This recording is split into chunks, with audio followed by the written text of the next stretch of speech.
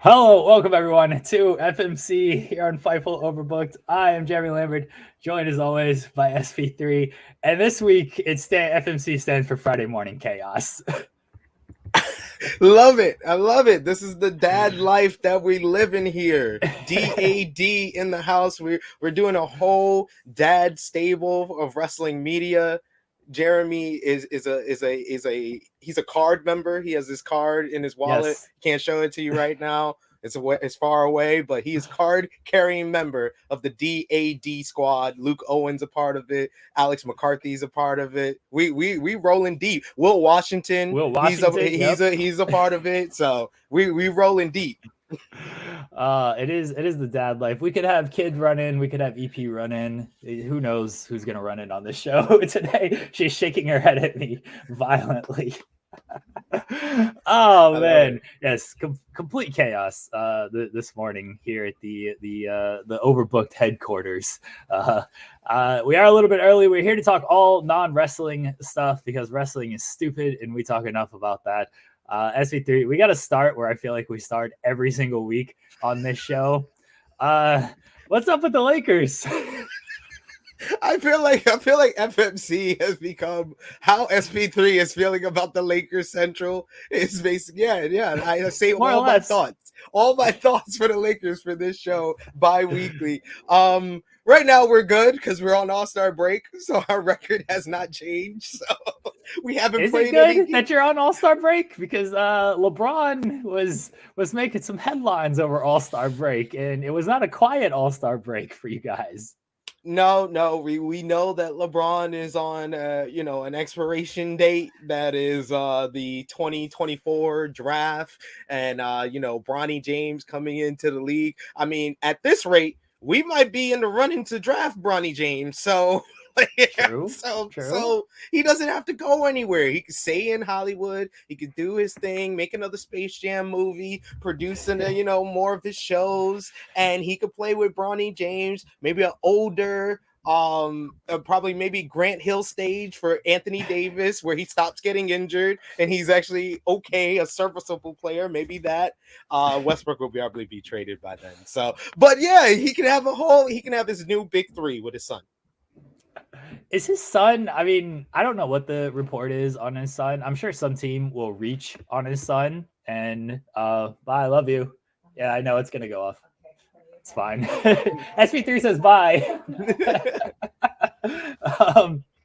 I don't know if when Bronny James is gonna get drafted. I think a lot of people are saying like he's maybe a top 30 player. I think some team is going to reach on him just because they think they're gonna get LeBron. Here's my theory on this. I don't think LeBron's going to the team that drafts Bronny. I think LeBron gets Bronny traded to the team that he is on. That is what I think happens. I don't buy that LeBron is going to be a free agent and he's going to be like, oh yeah, I'm going to sign for a minimum to go play in Oklahoma City. I know he said kind things about Sam Presti and stuff. I don't think he's going to be pulled. Like, what if he gets drafted? Like, I mentioned Oklahoma City, small market team like Portland. Damian Lillard said nobody wants to come to Portland. Like, if he gets drafted to some, I thought Sacramento, which wouldn't be that far for him, but still, it's Sacramento. Like, who wants to go to Sacramento?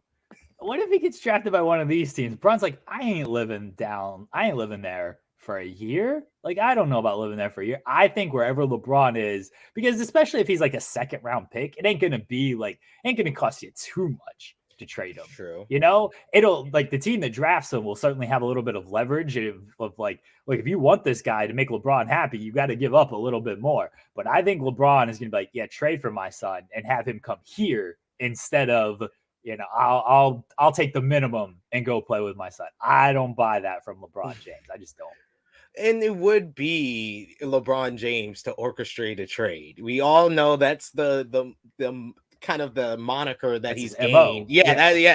That's what people know him for. He's part player, part coach, part GM, and he might maneuver this. You know, the Knicks are playing bad. We don't know how they're going to be in 2 years, but they'll be in the running. He might orchestrate a trade there. Cleveland is good right now, but we don't know what might happen. Maybe injury here. They could be in the running to draft. So there is teams that possibly could be in the running to draft, you know, Bronny James, that understand you're getting LeBron for 1 year. You're going to sell a whole bunch of tickets, especially if it's LeBron's final year. You're selling out every home game.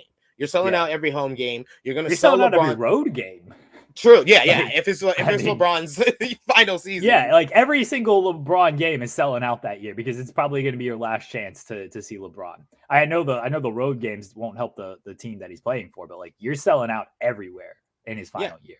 You're going to sell his jersey. You're going to sell Bronny's jersey. So, yeah, it's going to – and then you're going to be on probably TV, probably the most that season, 100%, because they're going to want to see father and son play together in the NBA. So, it makes sense that he's saying this, you know, ahead of time, 2 years ahead. He always plans 2 years ahead. He had the Lakers idea 2 years ahead when he was in Cleveland. He had the idea to go back to Cleveland 2 years ahead when he was in Miami. That explains why he thought Westbrook was a good idea, because 2 years ago Westbrook was a good fit, and then now, but when he actually got him, it's like, oh wait, that didn't work out so well. Exactly, and look at remember when we were watching, everyone was watching the All-Star game. Who has the record for the most All-Star game points? Anthony Davis. When did that happen? 2017. When did Anthony Davis come to the Lakers? 2019. It all connects. He makes 2 years out plans. That's why he signs 2-year deals at a time and then re-ups on the last year. That's what LeBron does. So it makes sense that he's saying this now. It's gonna make Bronny a higher draft pick, because maybe like 3-4 months ago, people were projecting him to be like a top 10 pick in the 2024 draft. And now the people are just saying, oh, he's a top 30 pick in the 2024 draft. Like, he's getting lower and lower, him and Mikey James. So I don't know what's going on with him. I haven't been following him and watching him play, but this is going to up his draft, potential. DeAndre says that he's going to OKC. We have 100 picks in 2024. We do have a lot of picks in 2024. I just want to know, like, will LeBron be willing to come off the bench in OKC? Because, you know, Shea and Giddey, he ain't starting over my guys Shea and Giddey. Whoever we draft this year, like, is he willing to come off the bench, or is he going to pull the Melo? Like, who, me? Like, is that what he's going to pull? If he's willing to accept the bench role in OKC, I will welcome him. But if he is not willing to do that, then he can go play elsewhere. He's got to accept the bench role. He ain't starting over Shea, Giddey, and whoever we draft this year. Sorry, LeBron. Shea and Giddey are guards, aren't they? Are they playing guard? But I mean, they're going to have the ball. They're going to have the ball in their hands. LeBron, he's got to learn to play off ball. Yeah, he's gonna be small forward, power forward. He'll play the forward position. He'll play the wing. He'll get some alley-oops from Giddey. I do like that. Ever since you said you did your whole rant about Giddey, he's been balling out. It's like he heard you. That kid's good. Confirmation that Josh Giddey watches FMC. That kid is really good. I'm excited for him. But yeah, he's really, really good. LeBron calling out, like, he was calling out everybody on the Lakers. You could tell he was not happy that they did nothing at the trade deadline. Yeah. The buyout market, I don't know what that's going to look like. They wanted Dragic. He ended up going to the Nets because he had the connection with Steve Nash. I don't know who else is going to be on the buyout market. Doesn't seem like he was happy that they didn't make the John Wall trade. I wouldn't have made the John Wall trade. I don't know about you. It depends on which John Wall trade we're referring to, because I heard the original one and I was like, no, why would you want the same player? Like, that's like John Wall and Russell Westbrook are two non-3-point shooting point guards. That's who can fill up a stat sheet. They can both fill up the stat sheet when they're healthy, but John Wall gets injured a lot. So why would you want to get a more injury prone, no offense to him, Russell Westbrook? That's not an upgrade at all. But the secondary trade I heard was throwing in Christian Wood, which I would have 100% done, because that alleviates a lot for Anthony Davis. And I think that Anthony Davis needs someone that can help him in the front court. And I think that's been the issue of why he's been hurt this season, is because he doesn't have, the Dwight Howard of a few years ago. He doesn't have DeMarcus Cousins. Those are the years that he's been at his best, is when he's had another big in the front court to alleviate some of that, offense and defense, so he can kind of preserve himself for later in the season. Those have been his best years. He needs someone in the front court. I would have made that trade for Christian Wood, but just John Wall, nah. It was Westbrook and a pick for John Wall, and I would not have attached the pick. Like, I know LeBron he's in on the Lakers, or he's in on the Rams of like, fuck them picks. Like, you don't need to be giving up this draft pick, which is like their only currency right now. Like, they got to think bigger than LeBron, and I know LeBron doesn't like that, but especially if it's just for John Wall. If you're trading Westbrook in this draft pick and you're getting a player like, let's just for argument's sake, Bradley Beal, I know he's hurt and I'm not sure he's going to come back, but a healthy Bradley Beal, that's one thing. Bradley Beal is going to contribute. You figure he's a good fit on that team. John Wall hasn't played all season. Like you said, I don't know if he's as good as Russell Westbrook. If anything, he's about the same as Russell Westbrook, but then you have to account for the fact that you're bringing him into this team and you have to fit him into this team. At least Westbrook has been there and kind of is integrated with things a little bit. I know it's not working out, but at least he knows everything around him. John Wall comes in and it's just putting a new guy in there. And we know how that works out with a LeBron James team of trying to put a new kind of superstar player in there and how long that takes for them. So I wouldn't have made that pick either. Now, getting Christian Wood is a different story, because if it's going to be Westbrook in that pick for Wood and Wall, I can see LeBron why he's a little upset about that, because I do think Christian Wood is a very good fit on that team. At the same time, if I'm Lakers management, I'm like, is Christian Wood, is that the guy that's getting us over the top for this season? It's very possible. I know LeBron doesn't like to punt on seasons because every year, this is not his last year, but his window is obviously very short. So he wants to try to win a title every single year. But like, is Christian Wood really getting you to a title this year? Or are you better off just like trying to retool in the offseason and really loading up for next season to go in when you actually have a shot at doing things? And I think that's probably Lakers management thinking. And I think that's probably the right call. I would rather try to load up this offseason, go all in next season, instead of, I've kind of lost my bargaining power, my trade chip in the offseason, which is Westbrook's expiring contract, assuming he opts in, and that first round pick. And I got maybe a smidge closer this season, but then I lost a little bit of that window for next season. I think that's why you got to kind of do it. Or why they didn't do it is they were thinking more, let's load up next season instead of decreasing next season only to increasing a 1% chance this season.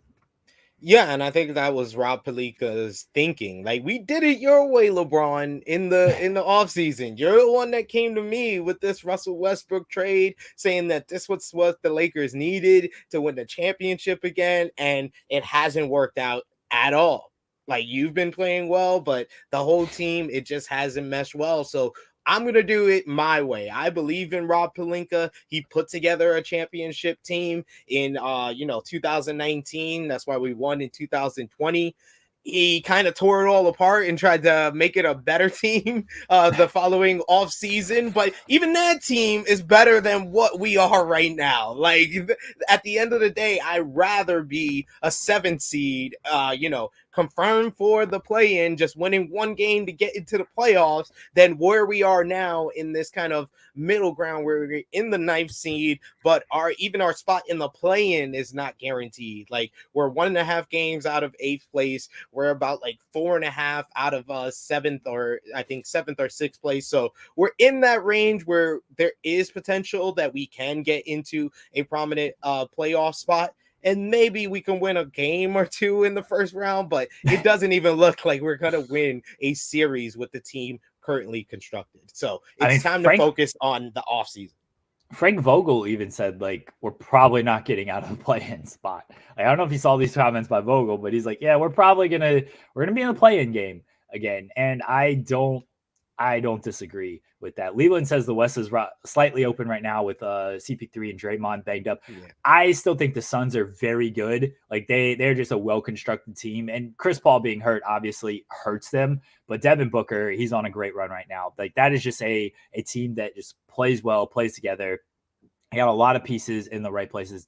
I watched them play last night against the Thunder, and I realized it's the Thunder. Like they are who they are, even though I like a lot of the guys on the team. We didn't have Dort. Dort couldn't guard Booker, but that's just a well-constructed team and a well-run team. Even with Chris Paul hurt, they're still going to be fine in the regular season. Kind of the same thing with the Warriors. Even with Draymond hurt, like they're going to be fine regular season-wise. They got Curry. They got Clay's working himself back into shape, and they have excuse me, and they've got Andrew Wiggins, all-star Andrew. Like he's there as well. Like they're going to be fine regular season. Yeah. If those guys miss time in the playoffs, then it does become wide open. I'm just looking at the West. I'm like, who do you trust in the West to like come out of that, even if those guys are? Yeah, I mean the West, like neither one of those teams feels like a guarantee that I could say they're going to be in the Western Conference Finals. Like it's not. This doesn't feel like the year where it's like the top two teams are the top two teams. You could see them. I could see them versing in the conference finals, but I could also see the Grizzlies getting in there with the way the Grizzlies. That's the team that I'd be kind of most worried about. Is like I don't buy the Jazz at all. Yeah. Especially after their past playoff failures and just the way that team is constructed. The Mavericks, I love Luka, but the rest of that team is kind of a mess. The Nuggets, if everybody gets kind of healthy, I do like them, but I don't know how they are when they're healthy. The Grizzlies are the team I'd be worried about too.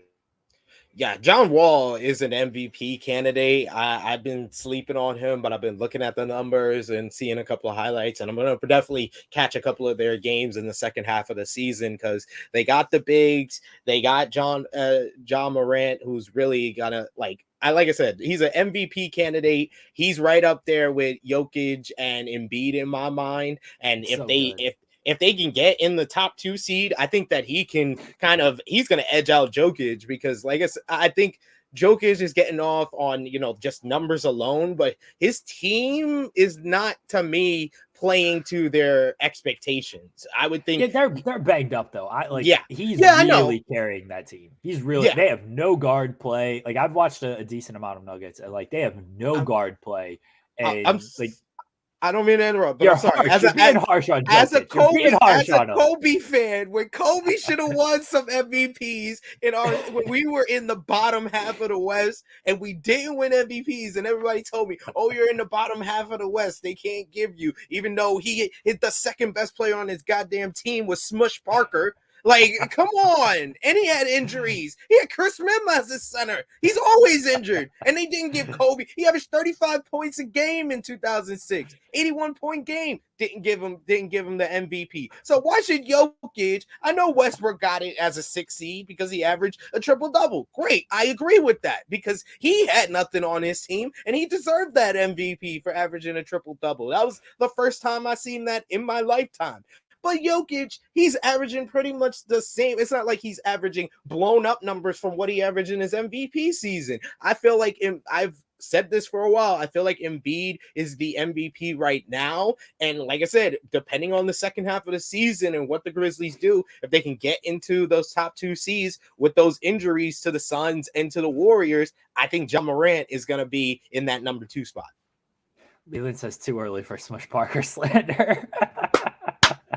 I'm sorry. I will always slander Smush Parker, Kwame Brown, Chris Mihm. Like I'm sorry. I call Kwame Brown. Yes, I call everyone, Laker greats. You could spend a day on the Lakers and you're a Laker great. Jordan Farmer is a Laker great, ladies and gentlemen. Adam Morrison is a Laker great cheerleader. Oh man. But those guys on that 2005, 2006, 2014, they're not Laker greats to me. Not even the 2004 team that went to the NBA Finals with Karl Malone and Gary Payton. Neither one of them are Laker greats because we should have won that goddamn Finals. But those years, SB3 dropping 2 GD bombs this early. It is too early to be dropping 2 GD bombs on this show. SV3, you got to go to double church on Sunday. All right? Hit the holy water with you. I don't have Don't my worry, water. I probably need it with my throat. I'm going to go to church and I'm going to watch Euphoria. That's the same thing as going to church. There you go. Yankee Power says DeRozan looks like MVP with the streak he's on. DeRozan is playing excellent basketball right now, and I would not be opposed to giving it to DeRozan. Embiid is my MVP leader right now. Harden's supposed to debut tonight. We will see like if that takes away at all from Embiid's kind of overall campaign, because I mean Harden's going to take away some touches. It's what it's going to be. So I think Embiid's numbers will dip a little bit. So we'll see if that affects Embiid's MVP candidacy. I think Jokic is still up there. I like John Morant. I think DeRozan should be up there as well.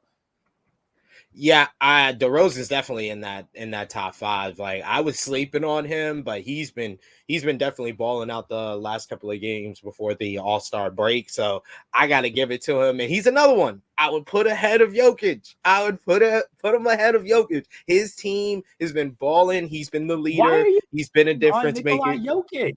Why are you a hater? I'm not hating. I'm not hating. I am keeping the same energy people gave me when Kobe was in the bottom half of the West, and he deserved more than one MVP. I'm sorry, I got reminded of Kobe during All-Star game with the trophy, and I'm letting out all my Kobe bitter frustrations from years past. You are a hater on you got to realize that the league has changed since 2006 when Kobe didn't win the MVP. The league has changed. SV3, Jokic is playing amazing. Steve Nash got 2 MVPs. Two of them. Nah, I feel I don't know about 2.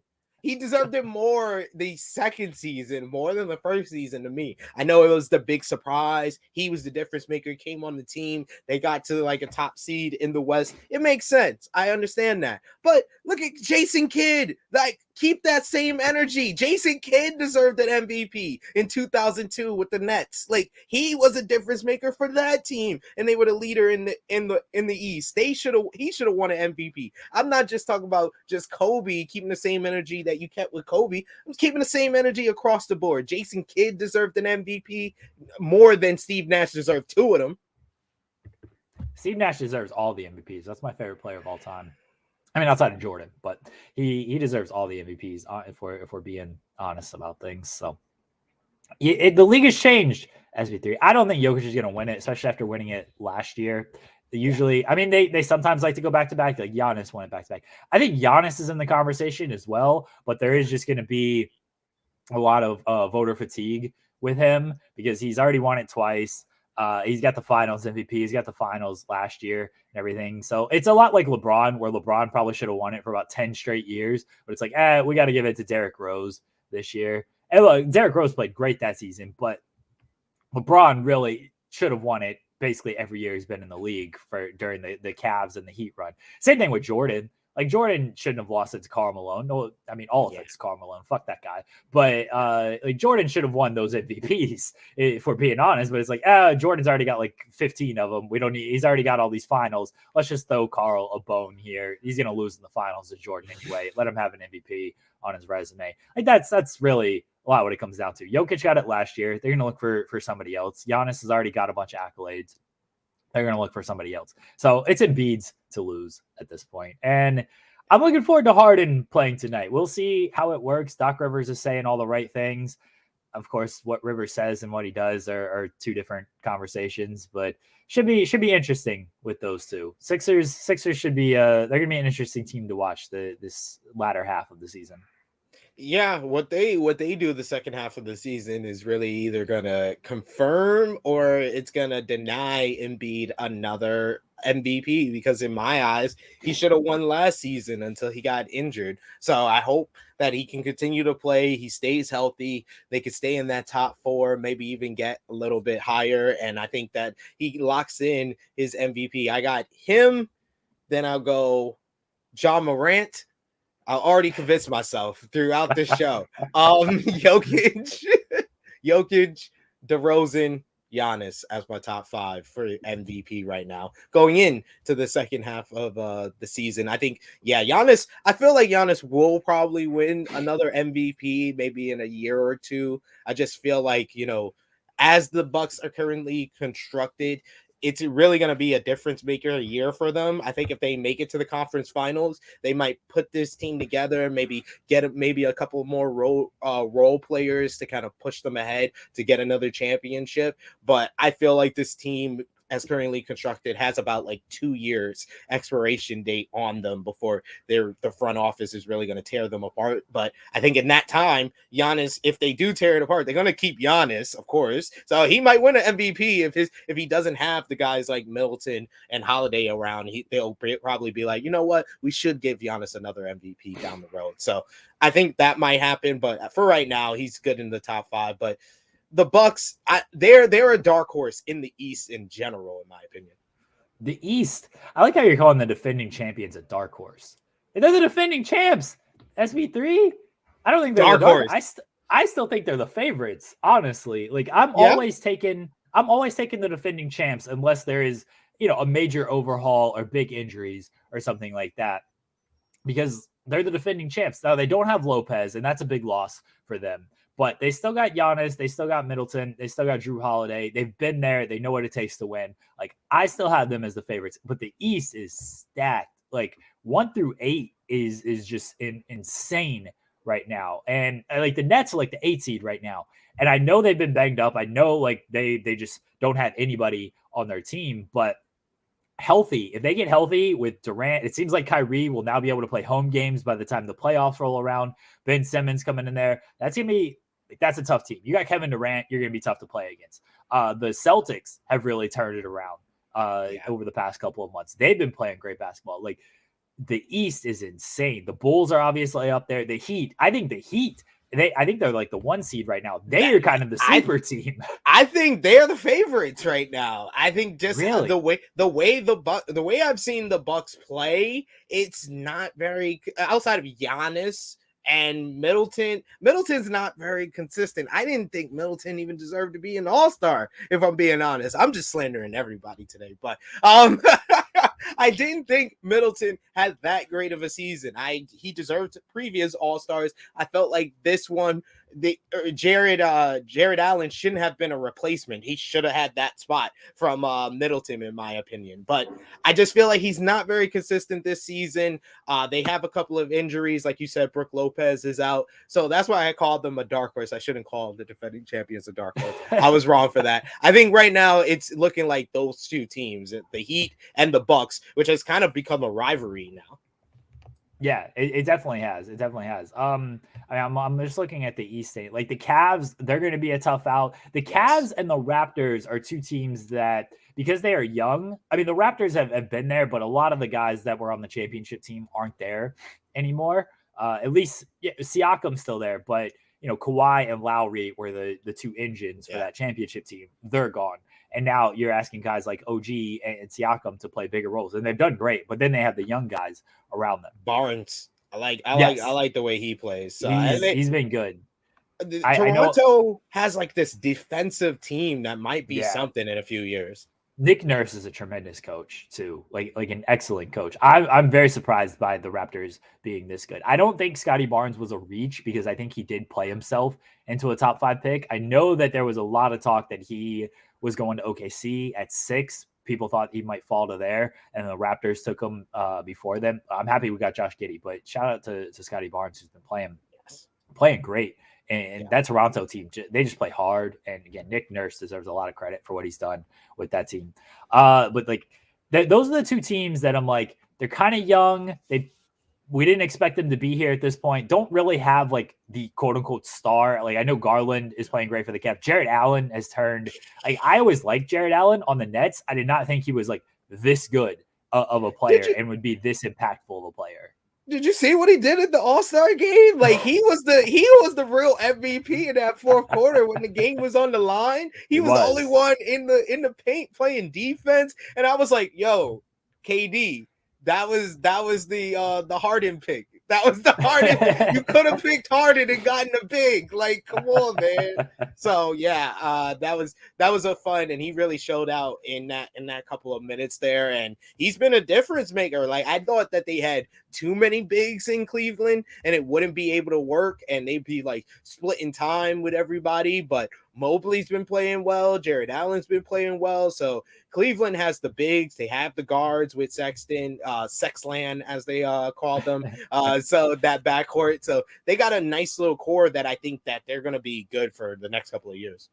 They definitely are. And I know Karis LeVert is hurt and he's going to miss some time, but I really like that pickup just to give him an extra ball handler if Garland or Sexton is not on the floor. So I like what Cleveland has done. It might be a year ahead for them, but like they're a team that can just surprise. Like they'd face the Bucks in the first round right now as a 4-5. I don't like anybody against the Bucks. I'm not betting against the defending champions, but like I'm not sleeping on Cleveland. I'm not sleeping on anybody on the East. There's just 1 through 8. I'm not buying the Hornets. The Hornets and the Hawks are at the play-in right now. I'm not really buying either of those teams to get out of the play-in, but 1 through 8, it's that whole first round is going to be fascinating to watch. That's going to be a fantastic first round because right now it would be Miami and Brooklyn, right? Yeah. Oh man, that would be ridiculous. Miami's defense versus that Brooklyn offense, which I think they're gonna play well together. I feel like these pieces work better together than Harden, Kyrie, and KD potentially, because that run that they had, that 16 games was magic, but that was just the regular season and a couple of playoff games. We never got to see it like in its full potential after a couple of games behind it. So, I think that Ben Simmons is going to be a better fit because it spreads the floor a lot better. I think so as well. It's actually Chicago against Brooklyn. Brooklyn's the 8. Chicago is the 1 seed right now. But with the play-in, I think like the 8 can become the 7th, right? Like I'm sort of misremembering how the play-in works because they've only done it for 1 year. It's 7 versus 8 for the 7th seed, and then the loser of that versus the winner of 9 versus 10. Yeah, so technically it could be Brooklyn against Miami because a fully healthy Nets team, I'd favor them against the Raptors. So yeah, it could be that.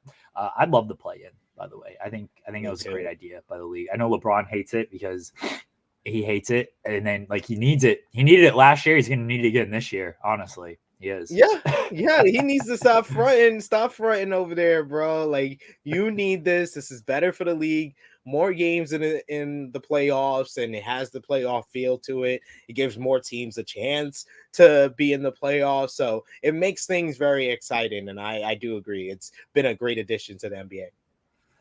NBA All-Star Weekend sucked. Oh my god! Like I've never been this. They gotta abolish the dunk contest. Just abolish that thing. It hasn't been good. The last time I remember it being good was, I mean, obviously we can go back to the Levine Gordon days when it was like off the charts fantastic. But I mean the Hamidou Diallo season, like I thought Diallo really showed out in that dunk contest, but it hasn't been good for a while because these guys just get multiple attempts and it just ruins everything. Like if it takes you 7 times to complete your dunk, it loses all the appeal by the time you hit it. And it's just, and the other thing is like, you're not getting stars to do it. Like, no offense to these guys. Like, they're good dunkers and everything. But, like, it's just first, second year players. But it's not even the superstar first, second year players. It's not like it's Ja. It's not like it's Cade. It's not these guys. And so people just don't care that much about these guys because they're not stars. And then it takes them forever to do the dunks. It shouldn't be the headlining thing. The 3-point contest is way, way more fun. Like, it's way more fun because you have actual stars in that, and it comes down to the wire a lot of times. Like the Karl Anthony Towns winning 3-point contest, way more exciting than, I don't even remember who won the dunk. I think did Obi win it? Obi Toppin won it, right? Obi Toppin, yeah, because I was like the Knicks finally won something. But the 3-point contest is way better. They either got to figure out a way to change the dunk contest, get stars in it, or it can't be the headlining thing anymore. It's horrible. They need to change that, abolish it, like change up the format. I would put slam dunk contest as the opener for All-Star Saturday night. Like everything else is a lot more exciting. Like even the judges don't even seem into it anymore. No.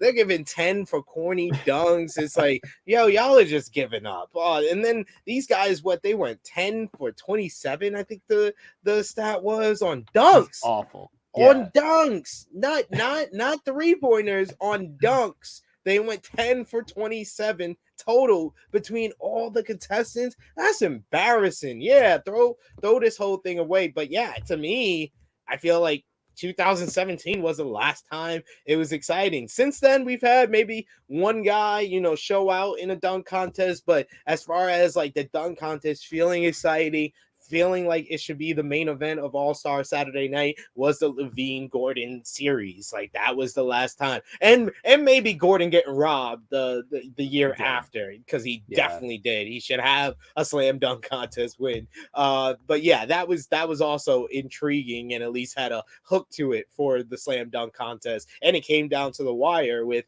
him losing. So I that was exciting, but that was the last time. Like, just stop doing it this way. Like, put the 3-point contest at the end. You got all these stars that want to play in the 3-point contest. It has history, it has legacy. Give it the spotlight, and it's become a 3-point league. It's not the high flying slam dunk league that it was when the slam dunk contest deserved to be the main event of All-Star Saturday night. They need to change it.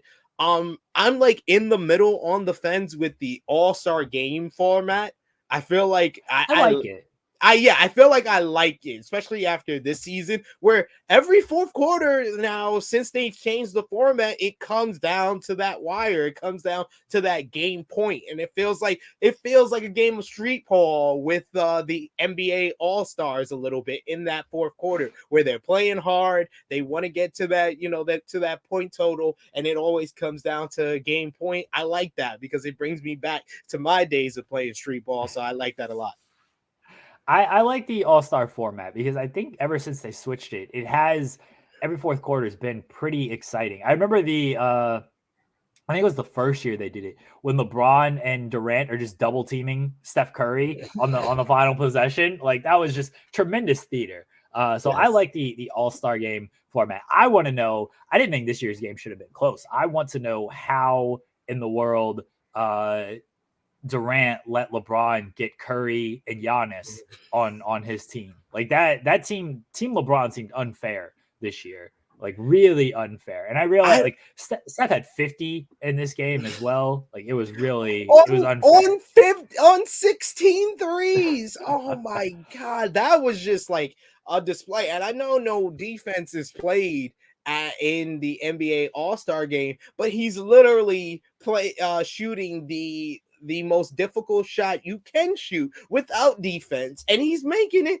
every single time. Like that was just an amazing performance that just kept you entertained throughout the whole thing. We did a watch along on our Twitch channel, and I was having a good time because I was like, yo, Steph, this is one of the best performances I've seen in an All-Star game, because he's shooting it from farther out. Like it was just amazing, where you didn't even realize the other team was scoring on their possession. You were only focused on the possessions when Steph had the ball.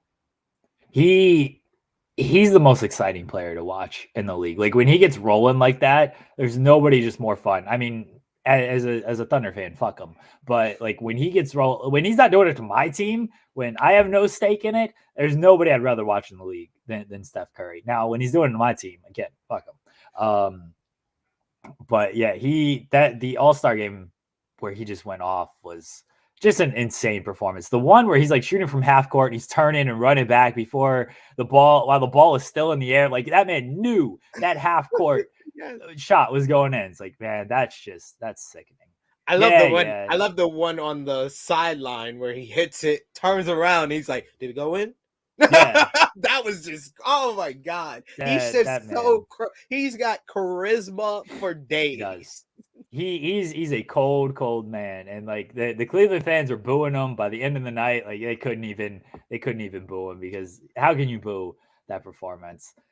He's something else to watch again. When he's not doing it on my team, bless him. But fuck him for 2016. I like the format. I do like the All-Star game format, though. I like the draft. I mean, we talked about it a little bit last week, but like the draft has made it so much better. Like LeBron just got to be around just to keep doing these drafts, honestly.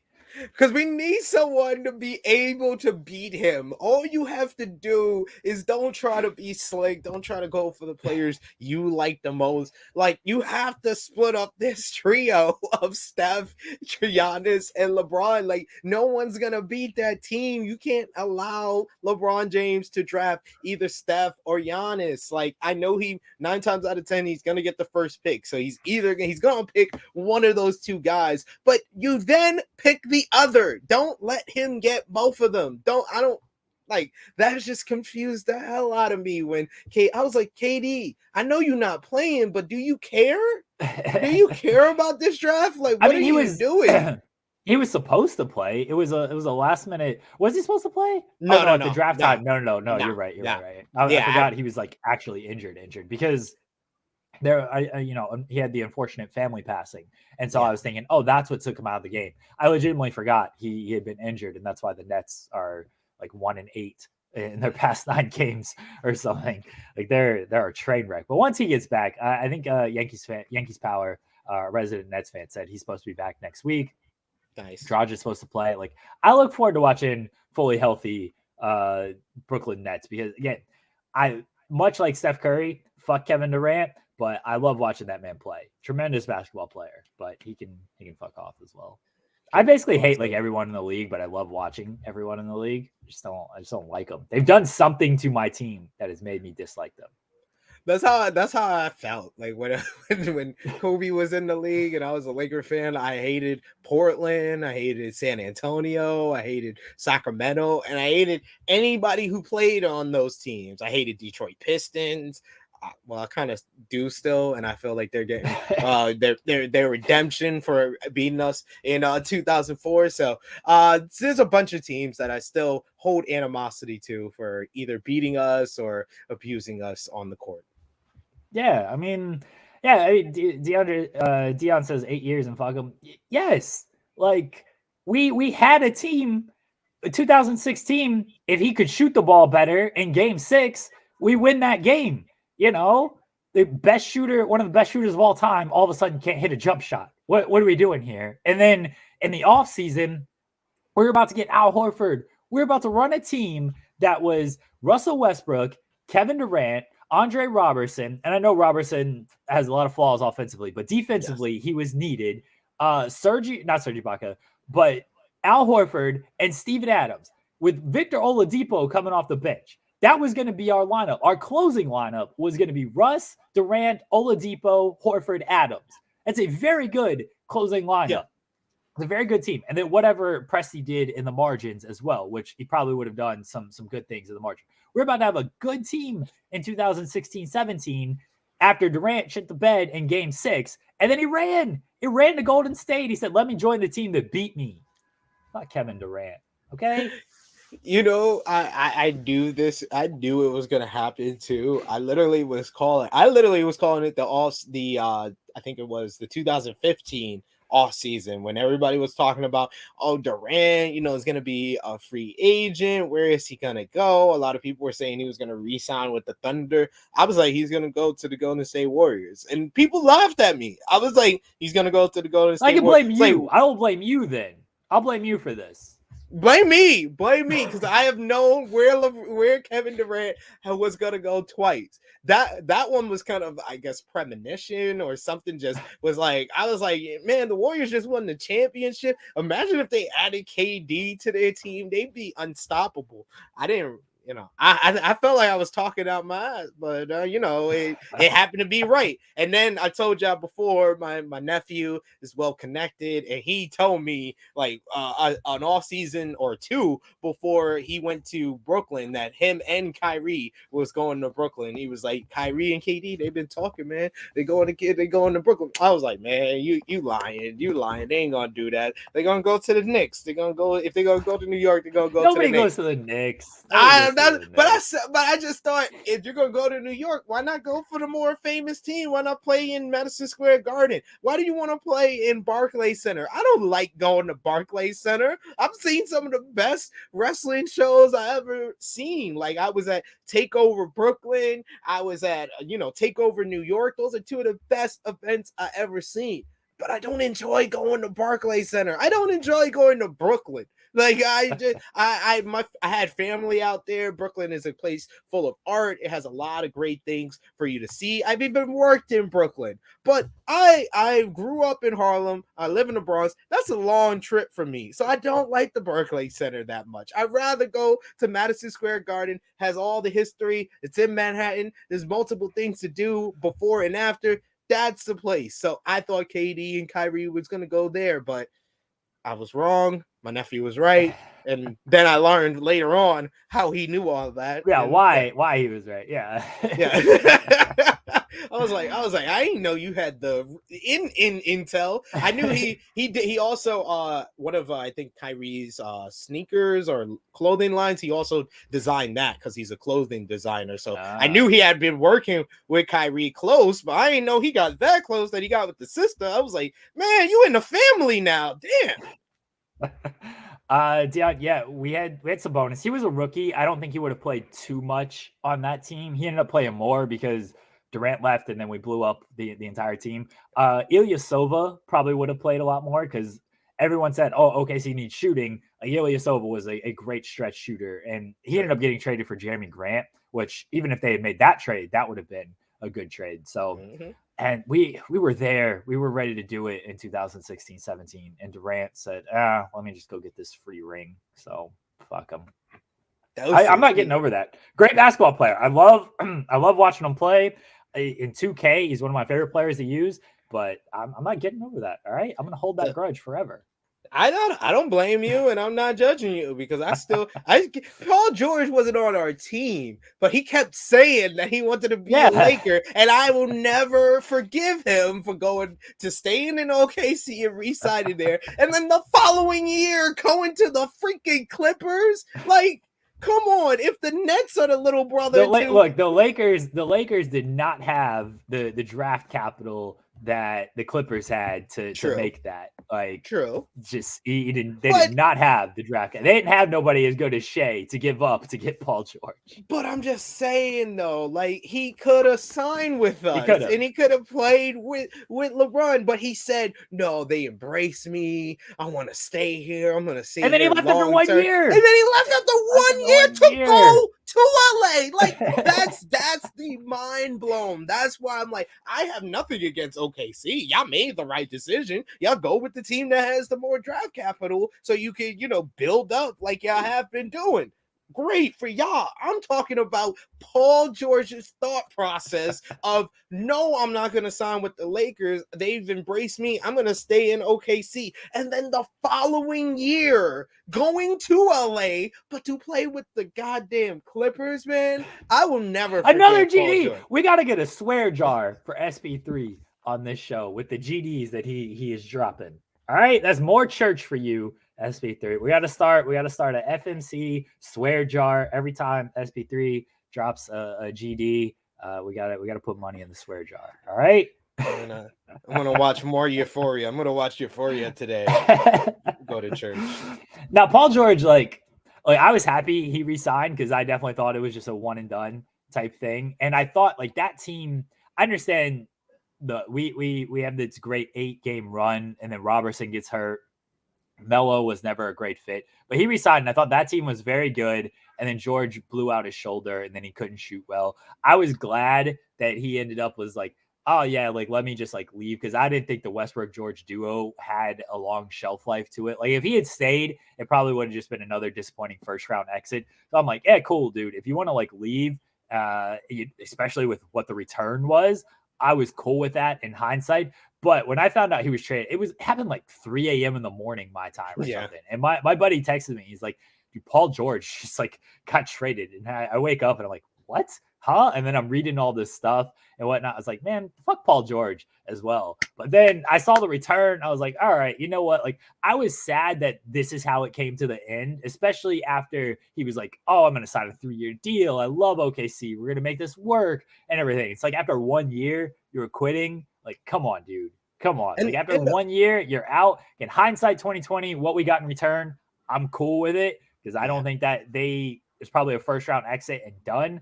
But when it initially happened, I was like, man, get this guy out of here. Like, you're the reason you couldn't stay healthy. You couldn't shoot the ball in the playoffs. Like, you're the reason we ended up being in this position. And then it ended the Westbrook tenure as well.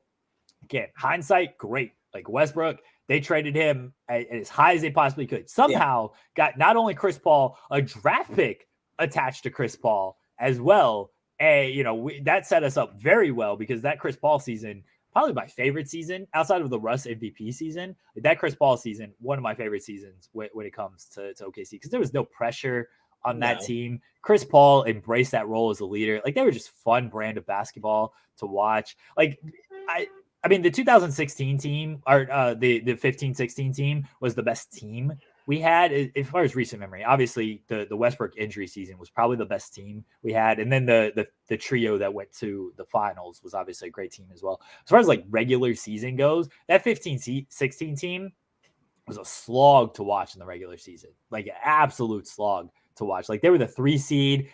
We had no hope against the Spurs. They ended up just like upsetting the Spurs. And of course, you get up 3-1 on the Warriors and they blow that. Like, the regular season was a slog to watch. Like, regular season, it's Westbrook MVP and the Chris Paul season for me. For me as a Laker fan, what would be my favorite regular season? I mean, the although I just say, you know, I said earlier in this show, I don't count them as Laker greats. The Karl Malone, Gary Payton season for my Lakers, that was just fun to watch because everything that could have went wrong that regular season. Like, Shaq was hurt, Karl Malone was hurt, Gary Payton wasn't what he was before, but to see Kobe do like that scoring stretch where he had 40 straight 40-point games and like 13 straight of 35 or more. Like, he was just putting up ridiculous numbers that I would just love in life. And I had NBA League Pass. So that was like my favorite. That's like the first season I remember when I think about like great regular seasons for my Lakers. The 2006 season, because like I said, Smush Parker was the second best player on that team. And I would be watching games on NBA League Pass, not expecting much, but I got like the 3-quarter 62-point game on the Dallas Mavericks. I got the 81-point game against the Toronto Raptors. So that was just a great season to watch as far as like his scoring. In recent memory, I would say the best regular season that I saw. Man, it's been a while for the Lakers because I mean, we won the championship in 2020, but do I really count that regular season with a 5-month break like a good regular season? You can't even count to watch? The playoffs. The bubble playoffs don't even count. That hollow ass championship. Hey, it's a championship. A championship is a championship. They put an asterisk on that banner. It's like half a banner. It should be smaller. They got like 18 banners hanging from Staples Center. That one should be half the size of the other banners. They had the same conditions as everybody else.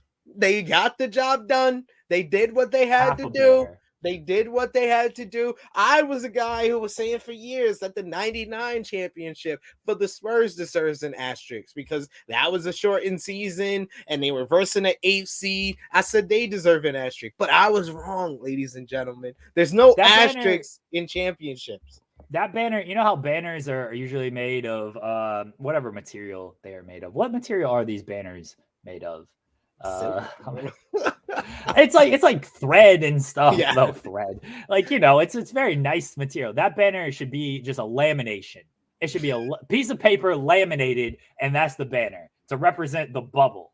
All right. It shouldn't be this nice, well crafted banner that is hand stitched and all this stuff. It should be a laminated piece of paper that is up there at Staples Center to represent that championship. Do you want us to send you one of our banners, Jeremy? We will send you one of our banners if this is what you're really.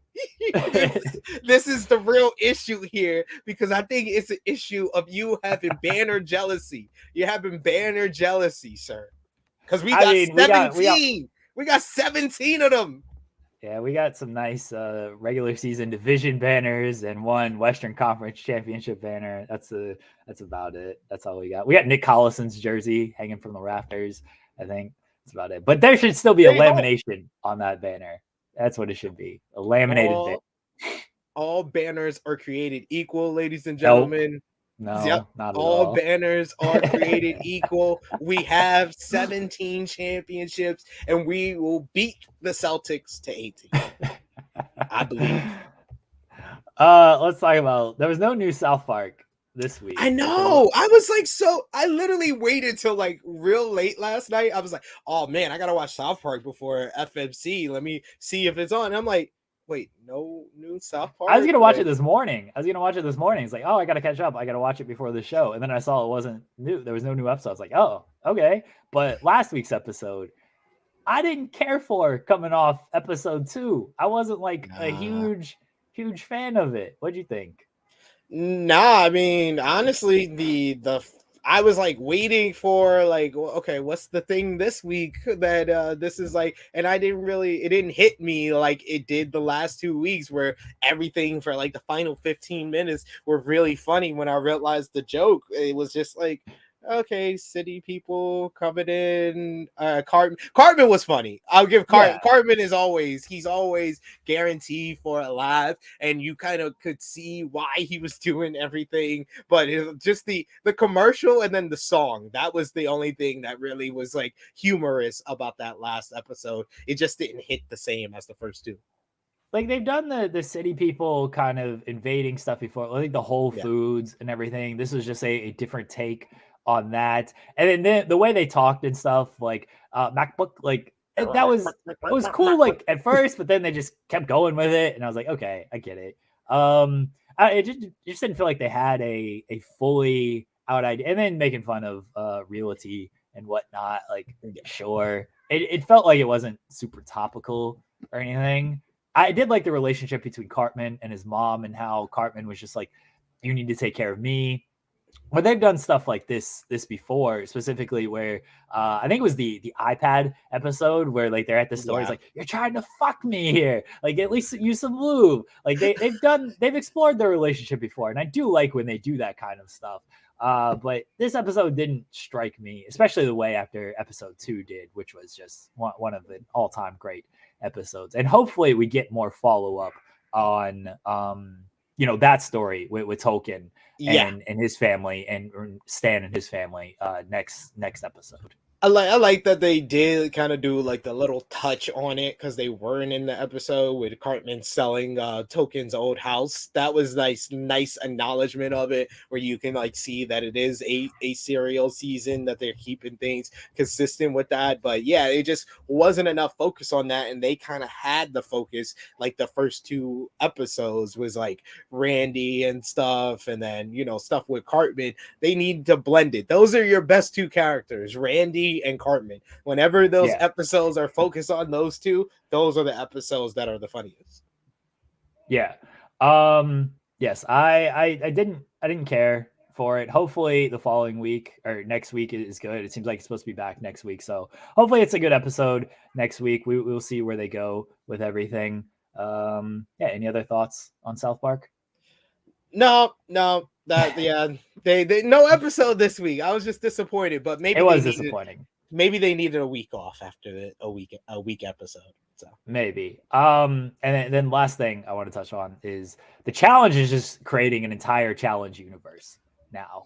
I was like, yo, I'm used to this. I've told you about Power, and they have their whole universe. They got different shows after the main show that had their 6 seasons, and then it spans off. But like, I didn't know the challenge was gonna do this. And then I've been hearing like I've been following different people, so I hear like challenge, like chatter and stuff. I've been hearing stuff like Theo might be coming back, who I thought was gonna be like one of the faces of the challenge back at War of the Worlds 1 and 2. I thought he was gonna do his thing, and then he had the champagne accident. But I heard he's been like politicking to get on one of these challenge shows. So I'm ready to see it. Why are the cops coming? Because I had a hot take. They heard all my hot takes earlier in the show. They're coming for me, ladies and gentlemen. Y'all been calling out my hot takes in the chat, and you called the cops on me. Y'all found out where I was, and here you've been dropping all the GDs, and now the cops are coming after you for it. That's what it is. Can't be doing that. Absolutely. It's or Scott Steiner is on his way, either or. But yeah, it's the whole challenge. And then I heard a controversial figure might be coming back in D Nugent, which I'm not too enamored with. I never really liked her in general, and then when I heard a lot of her views, I was like, oh, this is why. Okay, cool. So her coming back, I don't know if that's the best decision, but I would like them to have like some familiar faces, because the way the press release sounded, it sounded like these are going to have all new people, and then you're going to have one big challenge champion at the end. But I'm like, I saw a couple of people comment even like, yo, you got to have like Darrell if you're going to have like a main challenge champion. You got to have CT in it. You got to have Bananas in it. You got to have some of the OGs in it if you're going to call someone the main challenge champion. I completely agree with you on that. Like, I'm looking forward to what they do. Like, it premieres May 11th, right? Like, yeah. That's the All Stars. That's when All Stars. So when is the? Oh, okay. I'm looking at like when the stuff is going on, but yeah, the All Stars premieres May 11th. They've got the War of the Worlds tournament. They've just so much going on in the challenge world, and they're just a whole universe being created with everything. And I hope I think Wes is supposed to be on the next All-Star season, which would be great. Yeah. And then they'll have the actual, like the main season, more challenge talk. And I can't wait for it. We're going to have to get Cher Delaware on the show. Oh yes. Just make sure the main challenge season you actually care about. Like, yeah, we can't have All Stars and the main challenge season going on at the same time, and everybody's like, man, I wish the main challenge season was like All Stars. And that's how it felt this past season. Like these past couple of seasons with the spy theme and stuff, it's corny. You did 3 of them, move on, do something new. I hope they have a cool idea for season 38. I agree. We'll talk. We might talk more about this next week. I have to go. I have kid emergency going on. SP3, let the people know where they can find you at. Quizzlemania champion, by the way. We buried that one because we don't talk wrestling on this, but there you go. Quizzlemania champion. Yes, my makeshift Quizzlemania championship trophy. But yes, you can find me on the Twitter machine, like you see right here, at True Hill SP3, going live in about 35 minutes with Steven Jensen. We got a great interview with K Fabulous, who's going to be talking about the Time Stand Still episode of Degrassi with us. It's a great interview. You're going to see me and Jensen starting off the show. We're going to take it over to the interview so you can watch the full interview where we talk about the 2 episodes, and then we'll finish things off. And then after that, on our Twitch channels, we're going live to watch the Time Stand Stills episodes of Degrassi, The Next Generation. Yes, I'm talking about the episode where Drake gets shot. So we're going to be talking about it in depth on Degrassi, dudes, on the main show and the post show. And you can see me on the True Hill Heat YouTube channel at 1:05 p.m. Eastern Time. And I'm going to talk about Free Agent Cesaro on the 3 count with SP3. I won't mute you because it's a plug, so you're allowed to at least plug your wrestling stuff. SP3, I appreciate it. As always, guys, again, check out the Degrassi Dudes. That's coming up in about a half hour, just over a half hour, right here on this channel on Fightful Overbooked. Check out all the shows we've got going on throughout the day. I think Rob and Maggie are going to be live today at 3 o'clock with Coexisting. There's stuff all weekend. We have daily content here on Fightful Overbooked. Okay, there's something here. Go check out the Spotlight with Jensen and I that we did yesterday. Check out booking buzz with this guy named Lambs giving out the scoops and the plans for everything. Big Cody scoops. This Lambs guy, he's gonna ruin. He's a good guy. My cousin, Simon Professional 3, he actually knows him very well. Really? Yeah, I heard they worked together in HR in some department before he became a reporter. Oh, that doesn't sound good at all. This Lambs guy seems like a real jerk. I don't like him at all. But guys, check out all the shows we got here on Fightful Overbooked. Hope everyone has a tremendous Friday, has a tremendous weekend. We'll talk to y'all next. We're gonna start doing this show weekly. I'm gonna announce it right now. As long as you're cool with it, we're just probably cool with it weekly. I'm always cool with it. This is always fun. So we'll see you guys next week right here, FMC. Fucking Friday.